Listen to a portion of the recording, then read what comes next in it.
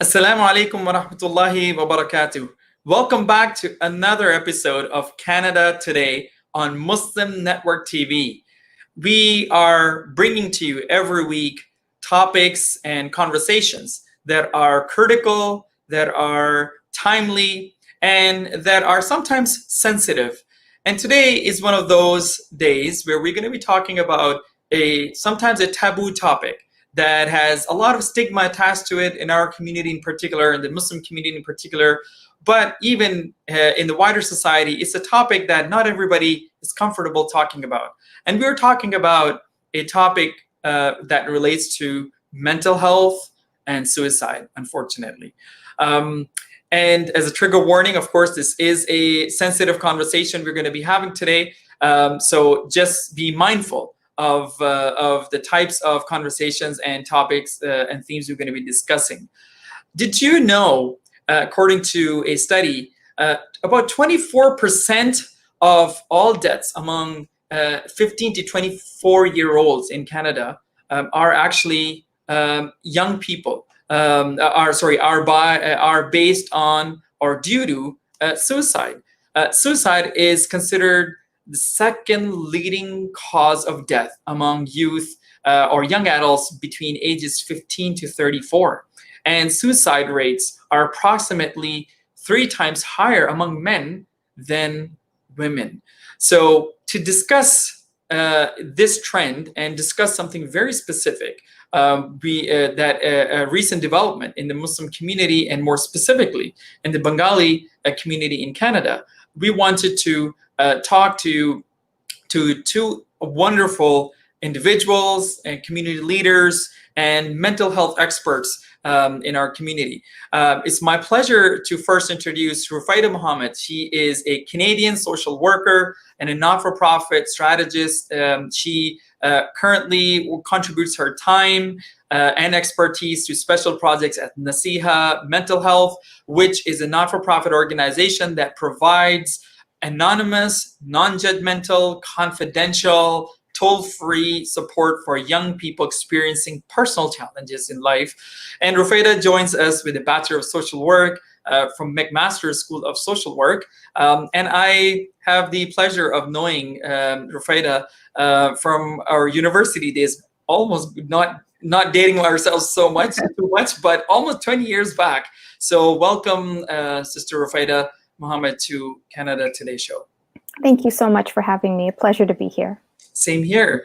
Thank you. And next, please help us welcome Dr. Imam Uddin. Imam is an award-winning youth worker, counselor, writer, and community developer, and a volunteer. He currently works as a full-time youth career specialist. He joins us with unique, diverse industry experience in settlement and employment, serve agencies, international not-for-profit work, and in the media.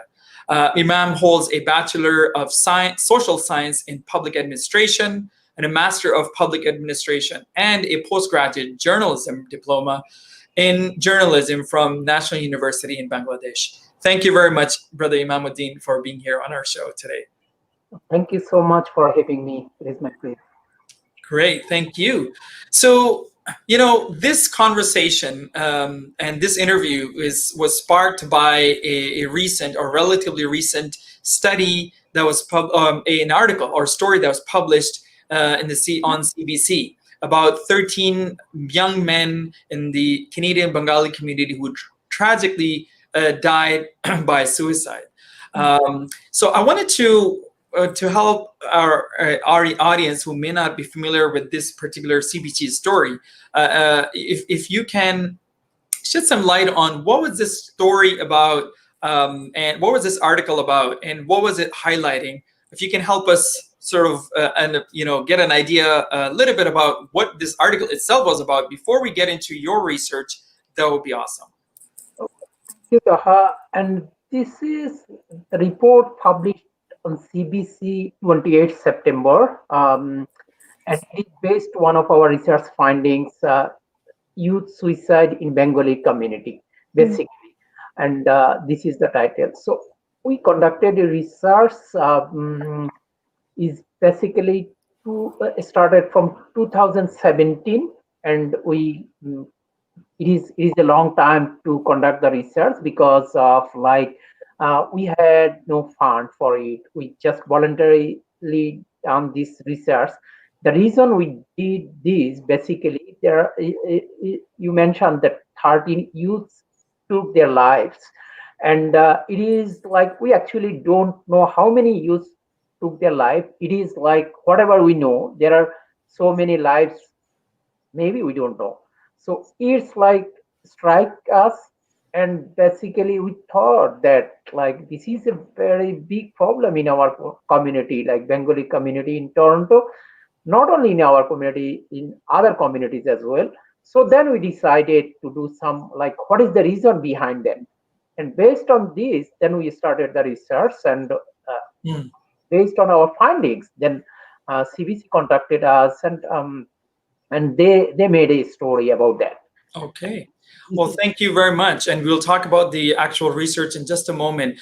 Rufaida, I wanted to ask you, I mean, when you first came across this article, what was your first reaction and what went into in your mind? What were some of the emotions that you experienced when you saw this piece in the media?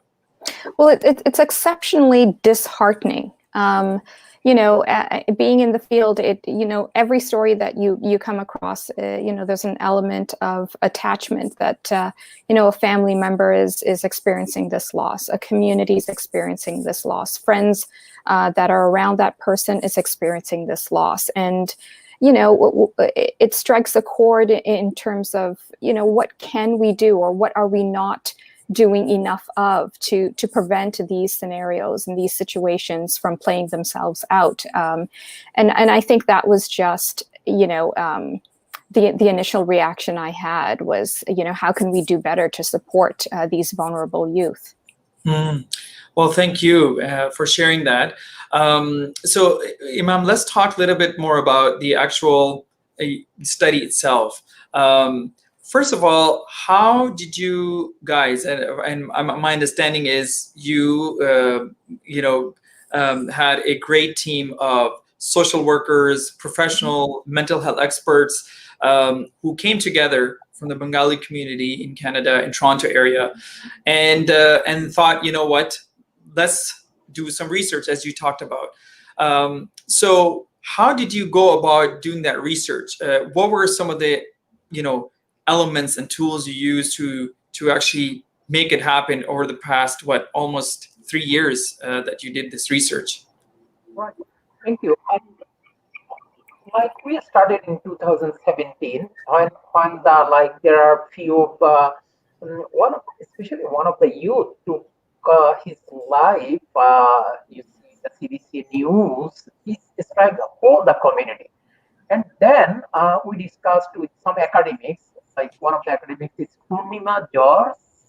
She's the professor of Ryerson University, and like what strategy, what this methodology we will be using, and then we like form our team, like social worker, researcher. We have three other researchers with us. Like one is Ghulam Mustafa. He is one of our director program and services. Another person is Nesar Ahmed. He's a registered social worker and graduated from Ryerson University social work. And the other one is Mahtab Uddin. He has a PhD in law. So there is a like combination. Then we go for participatory action research. It was very difficult to reach the youth in our community. People are not want to discuss about that because there are a lot of stigma, and especially reaching youth is very difficult. So we just our respondent only male youth, like 17 male youth we reached, and we conducted a participatory action research, and there are series of focus group discussions. This is basically our methodology, and we also discussed about the parents as well, 10 parents. So based on this, we conducted this research, and all the findings comes through this way. Excellent. So how many parents did you ended up interviewing or doing focus groups with? It's around 10 parents. Great. And you said 70 to 80 youth. Is that what you, as I heard? 17, 17. Oh, 17 youth. That's great. Yes. Okay. So after let me just ask. I know you mentioned something about in passing about, of course, the stigma and you're having a hard time getting young people, especially, to be part of this. I was curious, what were the reactions from the families who themselves, of course, went through this experience of having lost somebody, of course, due to suicide. What were some of the reactions you heard from either family members or parents themselves or young people when you started this research, given all the stigma that is attached to it? Like, we try to reach like who lost their family members, but they are not interested to talk. Basically, they have a lot of pains.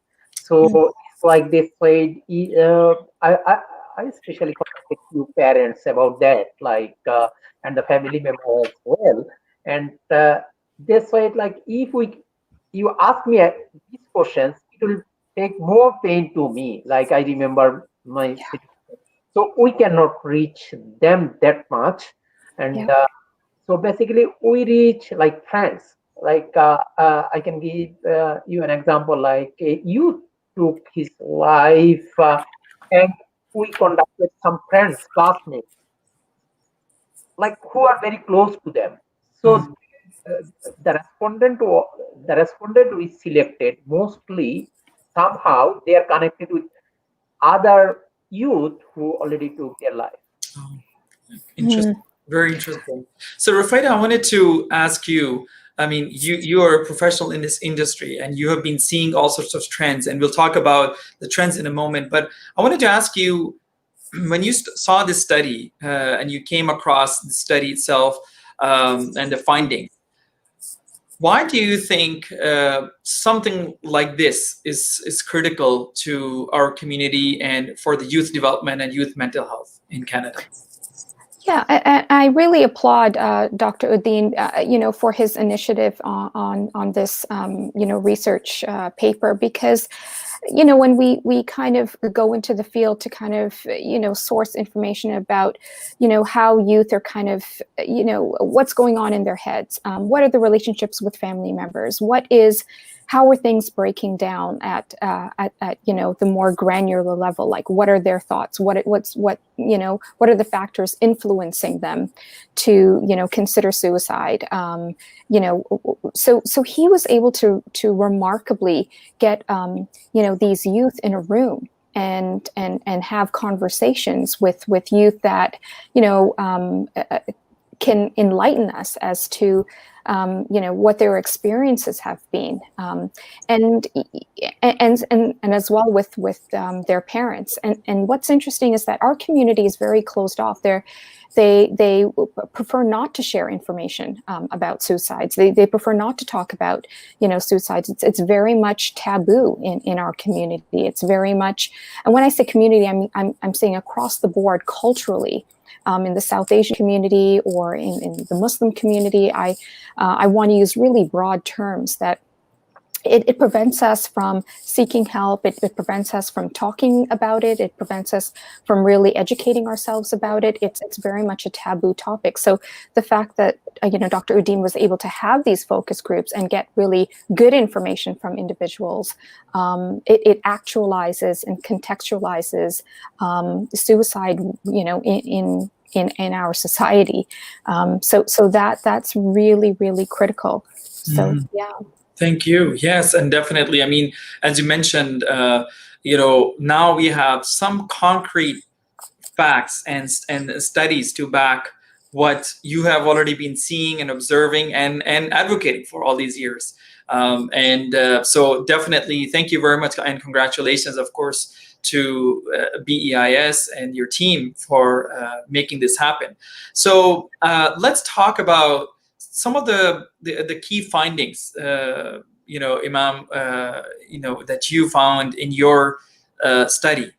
What are some of those key findings you came across? And were there any surprises when you started doing this, and you especially when you concluded, especially with those results, basically? Right. The findings, interesting findings we find like by this research. One is like the communication gap between parents and the youth. Like a huge communication gap among them, which like they don't communicate with properly with parents. Like they don't like they have a problem, mental health problem, or parents don't want to share with anything with like their youth. So there are strong gap between parents and youth. This is one of the findings, major findings. The other findings is like there are a lot of pressures on youth, like they have to be like from the parent side, like parents are migrated from other countries, especially Bengali parents. They want what they like, they cannot do their life in Toronto, so they expect from their uh, child, they expect like you have to be doctor, you have to be engineer, or you have to be like chartered account, something like that. So this is like they have extra pressure. This is like pressure study. They don't realize like whether their um, uh, son can do that. So this is another finding.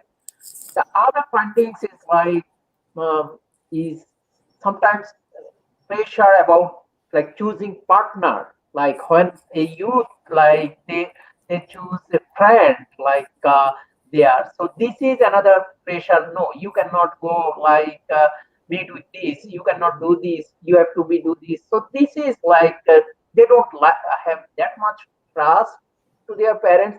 Like the relationship is slowly like is a huge gap is like so this is other findings. So there are a lot of findings like these basically. And another one is like their weakness. Like parents especially don't give the, like appreciate their like what is their strength. They just highlight weakness. Oh, you don't do this. The other they compare with other people, like other youth. Oh, this person is doing better. Why you are not doing this one? So Mm. this is like they feel very down. Like, oh, I cannot do. Another one, like especially Muslim and the South Asian community, is like they think, okay, this person has a like big house, this person has a big, uh, very nice car. So they, oh, we don't have this one. So they feel very down. Why we are not this? So there are a lot of issues like behind this, which come we got from the research findings. Mm.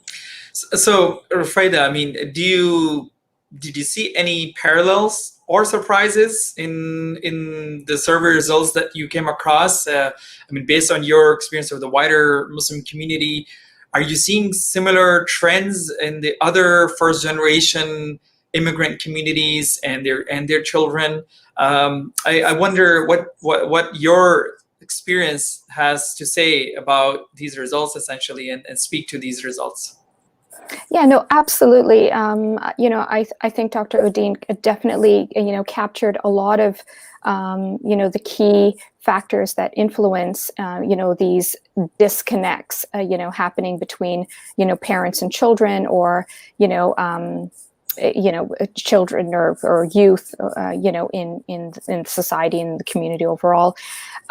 But I would say that, there's this continuum that exists. And what I mean by that is that whether it's the, Bengali community or, other, populations, it's that immigrant kind of translation. So immigrant families come, Dr. Uddin identified the broken dream. So as an immigrant, you come with the hope that your children will be able to, as he had mentioned, become that doctor, that lawyer. But but these youth really grow up in a split identity. Their identity is, they're in almost in an identity crisis, because they live with the traditional values and beliefs that their families want to instill in them.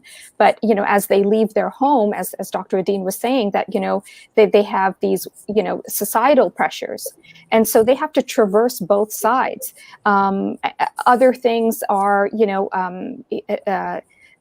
families aren't equipped, or parents aren't equipped perhaps, and I don't want to put this on the parents per se, right, because that's not fair either. Both sides really have to learn to have those conversations about issues that they're facing. And there's intergenerational abuse, there's intergenerational trauma, and because of this, sometimes, with that simple notion, it's difficult to break out of that cycle. And here is where it's really critical that we reach out to resources that can bridge those gaps. So through educational programs, through workshops that are provided by, community organizations, that's how we begin to break that cycle. So these trends are very common across the board. Absolutely, for sure. Excellent, thank you. And this is a good segue into actually what the study also identified as really the crux of the actual problem that led many of these young people to the final, unfortunately, fate of committing suicide, and that had to do with some barriers to access to mental health services, as your study identified. So I want to hear from both of you, and I'll start with Dr. Uddin first.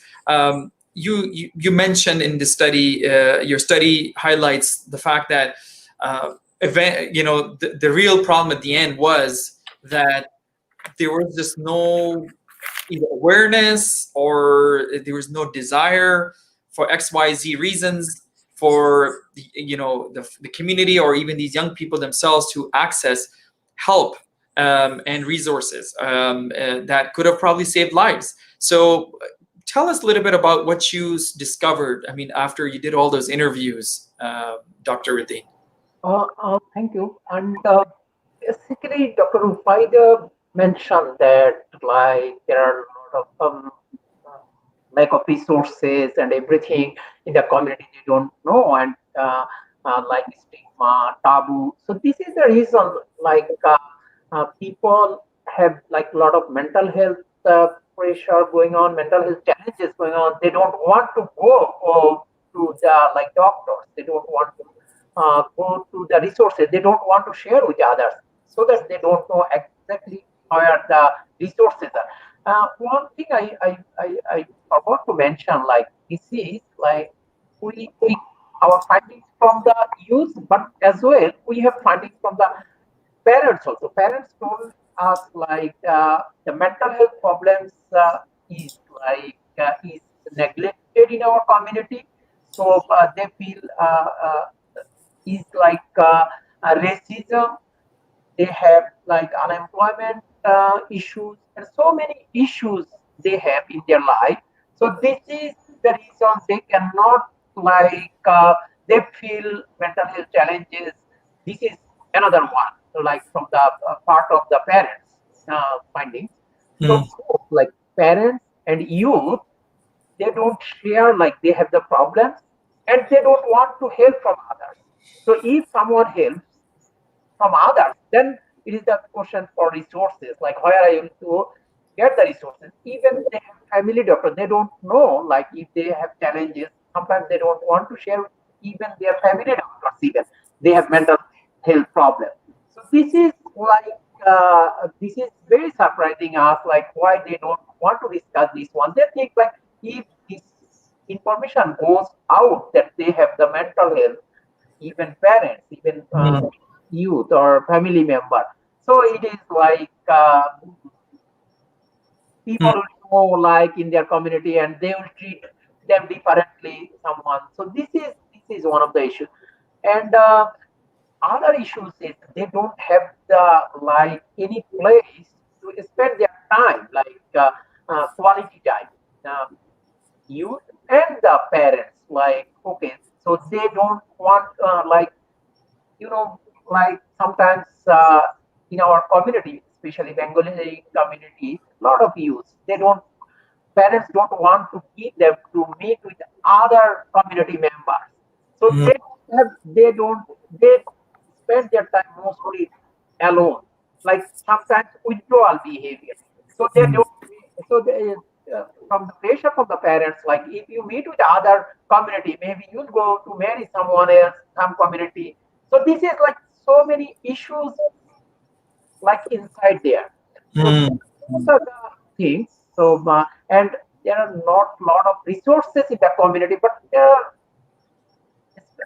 a lot of resources out there, but not especially in the Bengali community, like providing mental health support. Uh, mm.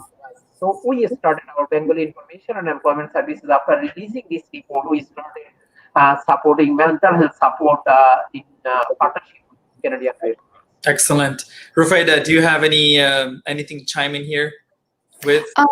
Yeah, no, absolutely. And I just wanted to just quickly mention, just on the side, is that I'm not a doctor. I am a social worker, but don't have that qualification just as of yet. So I apologize and ask for your forgiveness. But I don't have that designation.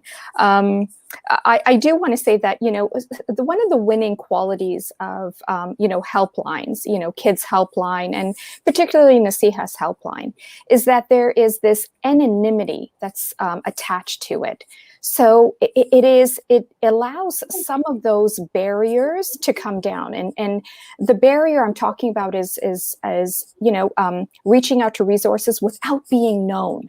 So with our phone lines being open from 12 to 9, 7 days a week, you can have a parent, a mom or a dad calling in and speaking to one counselor, and at the very same time, you can have their youth, their son, their daughter, or teenager calling and speaking to another counselor, and they would never know. Mm. And that anonymity allows people to kind of like reach out, to talk about their issues, to talk about their problems, to talk about their concerns. And we always provide, resources, so that if it's specific, and we have, a listing of resources that are applicable to that individual, we're always wanting that person to have that information. And we work through like a solution-focused approach to the problems, and then critically, if it is a crisis situation, we're always triaging and then referring to first responders. So I think that more of these kinds of services that allow there to be the anonymity in place will kind of like break down those barriers. Just a humble thought there. Excellent. Very good. Thank you for sharing that. So, some of the key findings based on your research, Dr. Uddin, included, and I'm just sort of recapping, the biggest one being that you highlight is really the communication gap between children and parents. Other one being a lot of pressure to succeed in this life, and whatever that success means could mean different things to different people and to different parents even. Yeah. And may change for even based on phase of life you're in. And the third one, which was really more of a barrier you talked about, is really lack of awareness and even desire because of taboo reasons to access mental health and support and any help. So I wanted to talk to both of you about this issue that we hear all the time. You hear it from imams in the community, we hear about it from parents, we hear about it from children, we hear about it from all stakeholders actually in when it comes to youth development and education. We hear it from teachers, and that is really this parent and children divide. And the communication gap. So I wanted to hear from you. What are some of your recommendations, Imam, based on your research and report so far on dealing with this particular problem? And I want to hear also from Rufaida your thoughts on it. Thank you. First, I would like to clarify, I don't have the PhD, so I am not the doctor. I have the master's degree. So, and our recommendation basically is like parenting awareness sessions, like with is social dialogues, encouraging physical, recreational, and social activities for both children and their parents, promoting meditation and mindfulness among children and parents, arranging non-competitive games among children, and arranging separate parties for children. Like parents sometimes organize parties. They don't like to share their information, so we recommend. Basically, those are the major recommendation from our research report. And one is like the parenting awareness session is very key in our findings. Like if parents like uh, um, start communication with their child, it has a very good result. I have a son and a daughter. When these reports like go out, is published, then I have changed like my attitude to my child.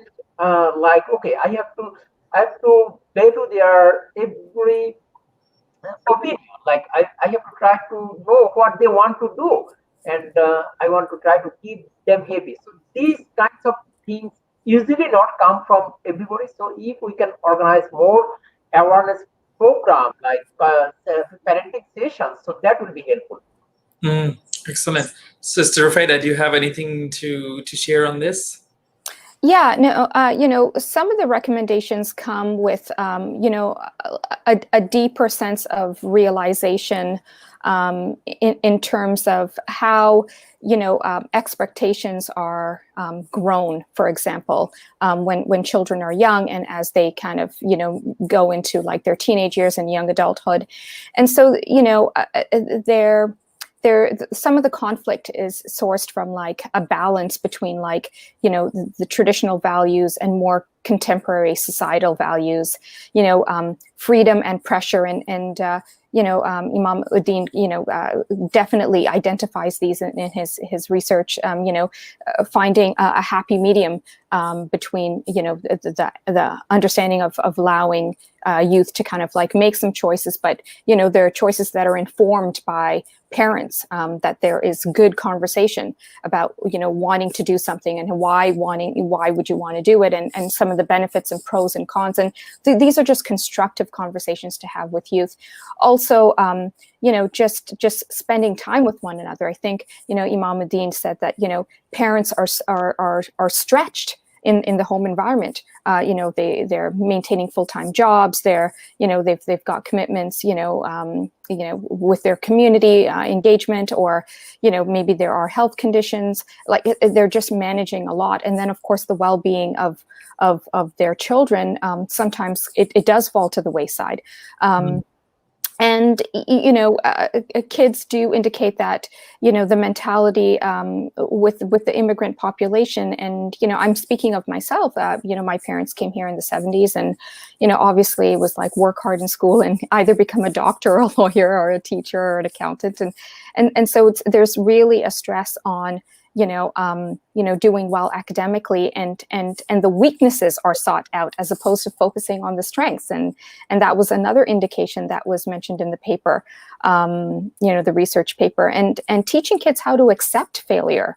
And failures aren't really essentially failures, but opportunities to learn, opportunities to, change your trajectory, opportunities to see what you don't like and what you do like, and assessing, the struggles for what they are, as opposed to putting, individuals under like a label of blaming.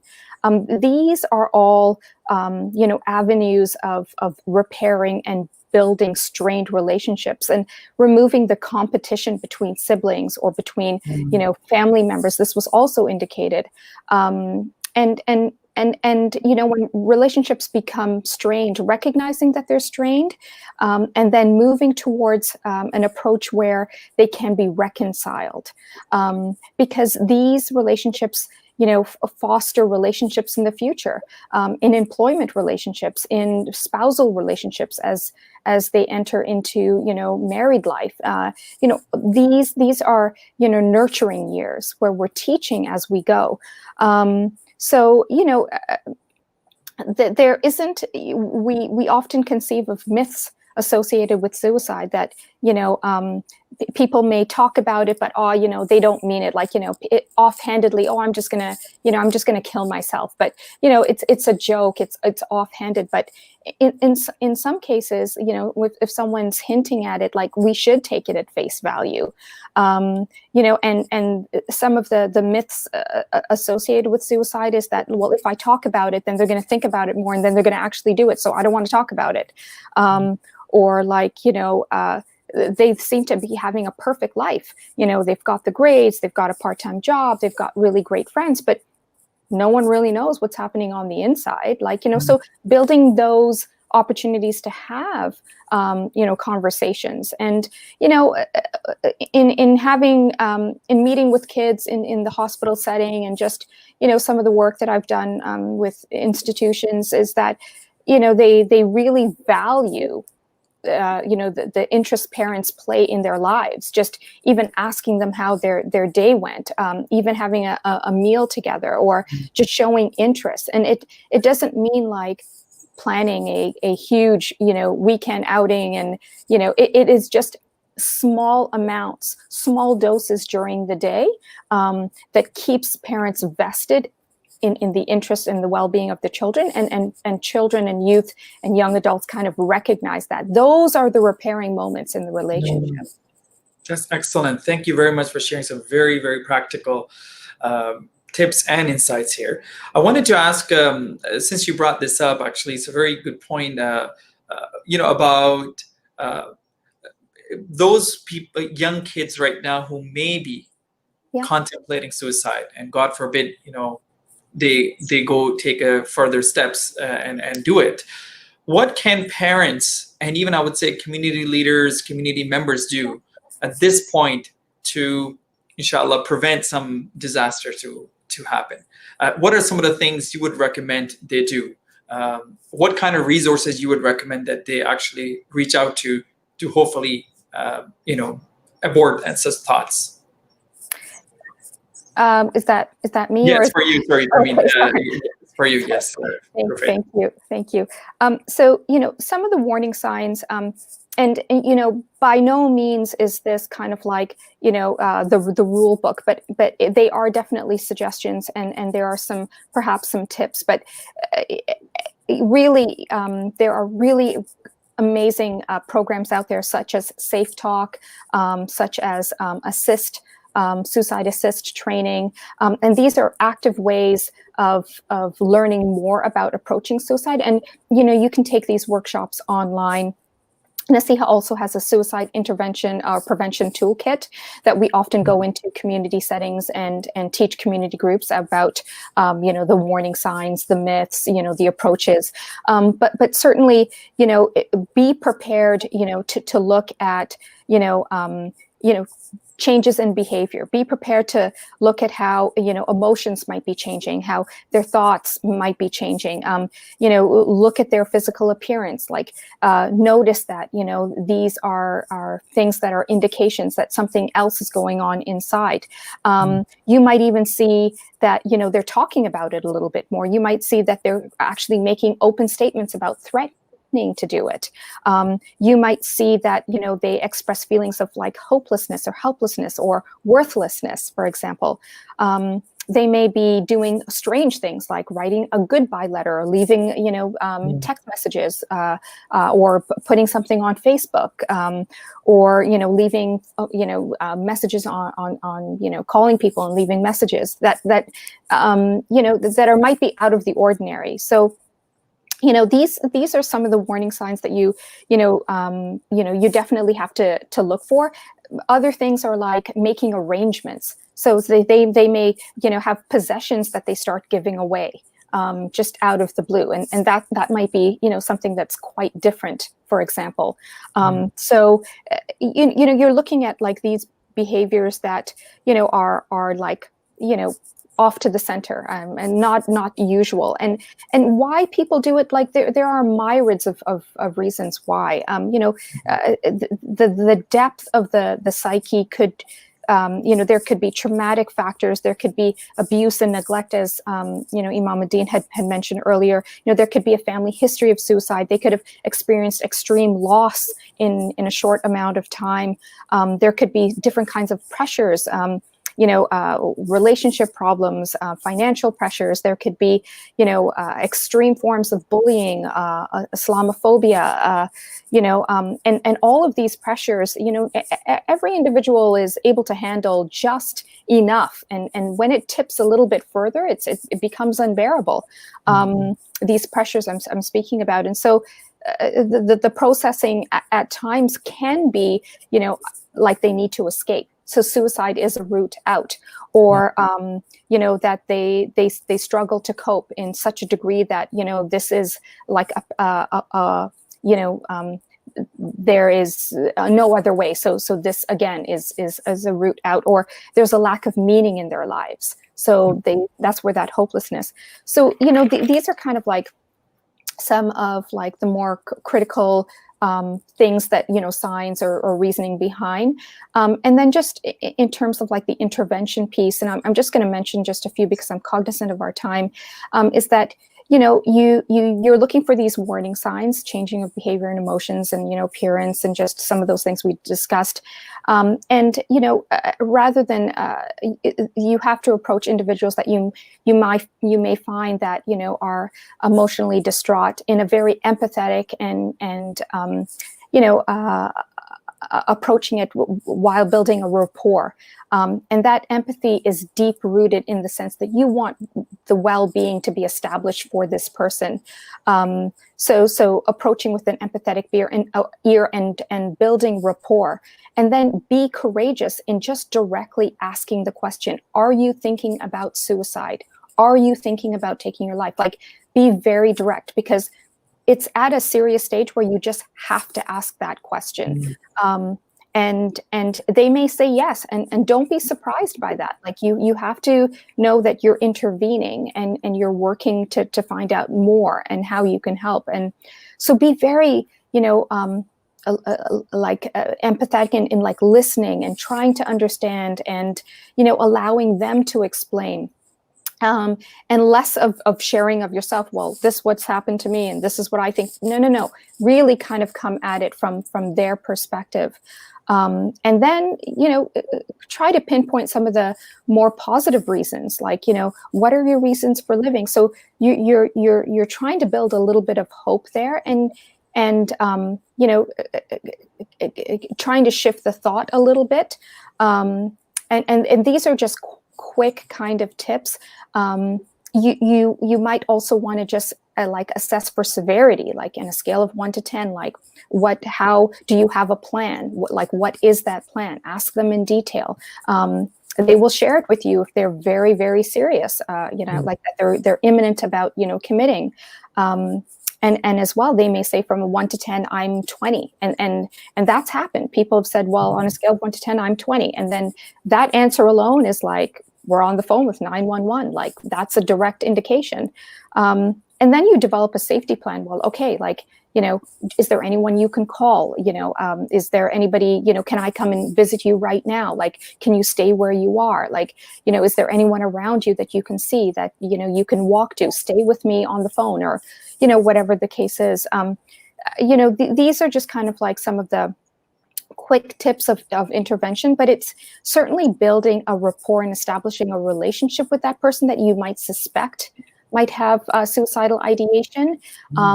And really, the bottom line here is to really call 911. I can't stress that enough.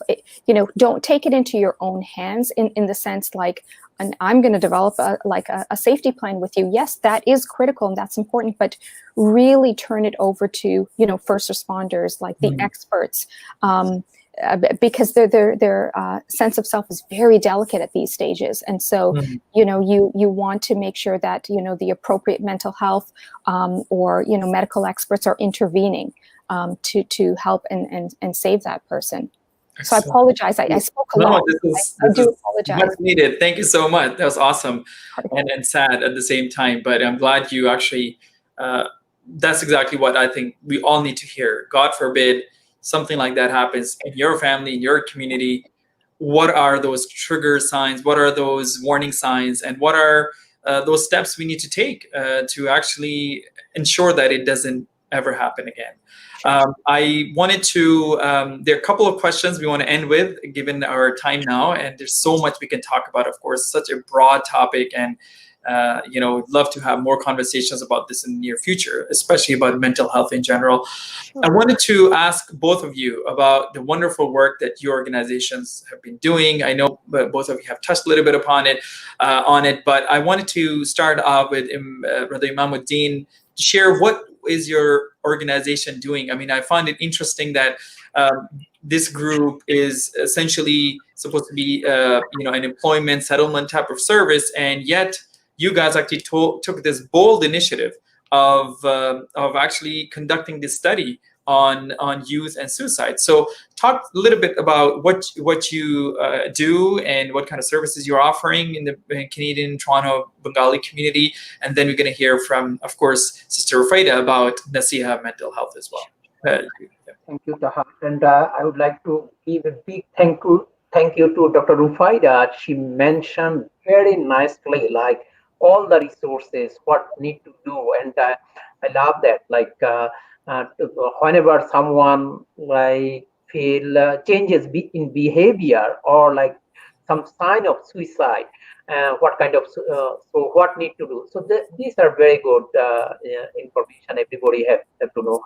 So the Bengali Information and Employment Services basically is a non-profit community organization we established in 2011. I migrated from Bangladesh to Canada in 2010, and we three people just try to help people finding employment. Basically, we are struggling with finding employment. So our thinking was like to help people finding employment. But when we started helping employment, and then we found like employment is just only one problem. Not there are a lot of community issues going on. There are a lot of community like problems, needs. Then we try to help like senior. We try to help youth. So we have formed a youth council, like helping youth, engaging youth in our organization. Right now, we have more than 50 youth connecting with us, like in our youth council. It is not only Bengali youth; it is like from all the community. Like I think Bengali, like around 10 or 12, most of them from other communities, like these youth councils. So we are helping youth. We are helping seniors, like funding from like Service Canada in their like mental health, in their senior abuse, these kinds of issues. And we have right now the other programs is especially like research is one of our key. Like what is the problem? The first we conducted the research on like who are immigrant here, their employment status, like how many people immigrated here, what was their profession in the like in Bangladesh, like what they did, now what they are doing. So we found that like within 10 years, immigrant who migrated from like Bangladesh and come here, there are only 5 to 8% are get like join professional jobs. It was like we published this report in 2014. So this is our first research report, and this is like mental health one is our second research report. So research is one, and the most important part is like advocacy, like building awareness in the community. Like we try to make aware people, like for example, the mental health issues. Like this is the now youth mental health. Like we are going to organize a workshop on November 1st. It's like senior mental health issues. So every issues we are trying to make like people aware in our community. Like lot of people, the only problem we found in our community is like lack of information, lack of so if they know the information, like what is the actually what is the like how to apply for, like for example, housing, community housing. How they don't know. I met one of the client like 3 4 days ago. She was like separated with her husband 8 9 months ago. She does not have any money in bank. She does not know even social assistance program in Canada. So just right away I helped her like applying social assistance, and she got like within 2 days she got the money. So this is the problem in our community. People are not like that much aware. They don't know the information. So we try to help people providing information and like addressing community issues. MashaAllah. That's inspirational. Thank you very much for sharing that. Sister Rufaida, tell us about a little bit about Naseeha. Yeah, sure. So, the organization has a few streams, and one of them is definitely our crisis line. So that is open, 7 days a week from 12 to 9 p.m., 12 noon to 9 p.m. We also have a text line. So we have peer-to-peer support of counselors there to, take calls, and the calls come in from all over the world, but essentially they center on like, relationships, or, perhaps there are, issues, academically, perhaps there are, faith-based issues. Some of them are domestic violence. Some of them have to do with like substance abuse. Some of them have to do with, pornography, addiction. Like it's a whole, slew of depression, anxiety. These are all various forms of, issues that people do call in about. And so, our counselors are there to kind of like, provide a solution-focused approach to more essentially to actively listen to our callers, and to provide resources. We always encourage our callers to, call back again. It's non-judgmental. It's, bias-free. We are there to just support the individual through the difficulties that they're experiencing. And of course, there's a text line as well if you do not want to call in. We also have an education and outreach team or department, and that really is about going into the community. So we'll partner up with like Toronto Board of Education. We'll partner up with like private Islamic schools, or we'll partner up with hospitals, and really just bring information about cultural, disparities, or, associated with mental health, and really educate the population. So, when we go into Islamic schools, for example, it's really teaching parents about, what is depression, what is anxiety, what is the symptoms of it, what do you need to look for, how to have those conversations, what are the warning signs, like just really kind of like meeting people where they are at the grassroots level. So that's our education and outreach team. And of course, we engage in webinars. So during COVID, we had heightened amount of calls that were coming in, a lot of individuals expressing higher levels of anxiety, higher levels of depression because of the lockdown, because of the nature of the virus and contaminancy. So people were just, being triggered themselves because they may have concurrent disorders. So, we tried to provide a number of webinars because that was the only way we could actually bring mental health education into the homes of individuals, and to be able to kind of like support them through the initial stages of the lockdown. So we also have a number of like literature, so that we offer, to different populations. We have a crisis intervention. So if any families or individuals are in crisis, we will send out a team to kind of like, as first responders, and work with first responders to kind of like bridge the gaps culturally. We are now piloting our web therapy. So we're partnering with a couple of organizations in the community, SMILE as well as NZF, to offer marginalized communities that are Zakat eligible, for example. They may not be able to afford therapy, so we want to bring it to their doorstep and alleviate that barrier, that financial barrier.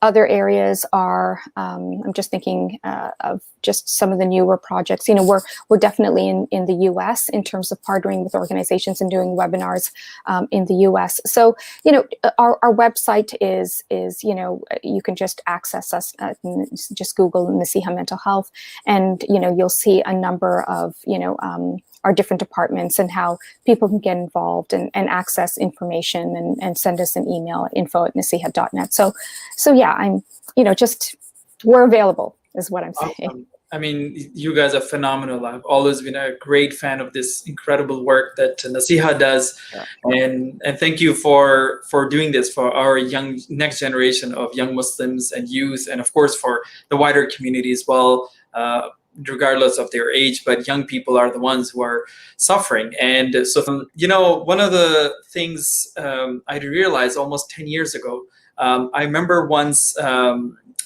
it was actually an Eid day, and it happened to be a Friday as well. So I was going. I actually went to the masjid to actually do a khutbah, and I remember as I was actually going up close to the minbar, I noticed I was saying Eid Mubarak to people and saying salams, and I noticed some of the people in the management, especially, they were really sad and upset. So I asked, "Everything's okay? Is everything okay?"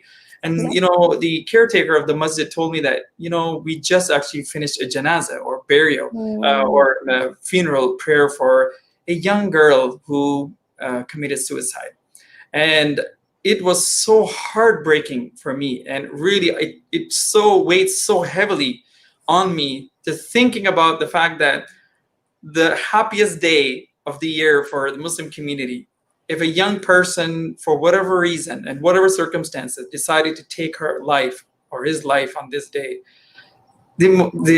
something has happened, and we have failed as a community. We have failed as a community. So one life lost for whatever reason, due to sometimes our own failures as a community, and maybe as parents as well, is way too much for us to think about and to bear. And for that reason, people like you guys who are doing incredible work and have to deal with such issues all the time, I have a lot of respect for the incredible work you guys are doing. Let me just end by asking you in 1 minute, if you both can share a piece of advice for any young person who is going through a difficult time right now, who is, God forbid, contemplating something. If there's any advice you want to give them, what would that be? Because we're running very close to our end time, getting very close to our end time. Maybe we'll start with Imam Uddin and then Sister Rufaida. I would like to say, share your feelings with your any family members, if possible. They can help you the fast. This is one of the, and if you don't want to share, you can at least share with others, your friends or others, whatever about your feelings. Don't keep itself in you alone. Okay, thank you very much. Very good point. Sister Rufaida. Yeah, no, exactly the same sentiment is that, it takes very little to reach out to someone. So, the youth that are out there, it can be a teacher. It can be, someone that's in a class, a classmate that you might not have know too intimate, on a regular basis, but you might have a connection somewhere with someone. It could be the secretary at the school. It could be the principal. It could be, a neighbor. It could be, just anybody. Do not let that opportunity slip by you to reach out for help. That's the most critical piece. And then I want to say vice versa.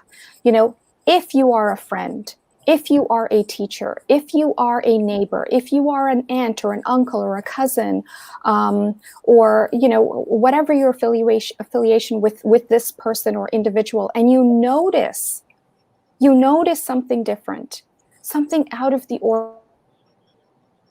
ordinary, take a moment, send a text, make a phone call, reach out. It is, there's two kinds of pains, I remind myself. There's the pain of you get hurt, you stub your toe, and that goes away. right, within a few minutes or so, and it's quite severe. But then there's the pain of regret, and that never goes away. And so, just don't carry that regret that I should have, could have, would have. Just do it. Reach out. And so I'm saying on both sides, don't let the opportunity slip. That's it. That was tough, and I can see definitely emotional for all of us talking about this topic. So thank you for your courage, and thank you for being in the front lines doing this kind of work. Jazakumullah khairan. May Allah subhanahu wa ta'ala accept all the great efforts you guys are doing, and may God bring healing to all the families who are going through such difficult time, dealing with such traumatic experience of losing somebody to suicide. And may God enable us to save more lives. So thank you very much once again, Sister Rufaida and Imam Uddin, for being here. You are a great source of inspiration. Thank you. Thank you so much. Thank you. Thank you. You're welcome. Well, folks, that's all the time we have for today. There's a lot that we could have talked about, and there's so much more to talk about when it comes to mental health. So keep taking care of yourself, your own mental health. Keep checking up on those around you, especially our youth and especially young adults, and especially young people, young boys and men in our communities, because those are the most vulnerable, it seems, based on all the trends we're seeing. You have heard from amazing experts today about the warning signs, about some solutions, about some resources. So let's take advantage of it, and let's do our part to save more lives, inshallah. Once again, you're watching Taha, you're on Canada Today, which is broadcast on Muslim Network TV every week. Once again, thank you. Take care. Assalamu alaikum wa rahmatullahi wa barakatuh.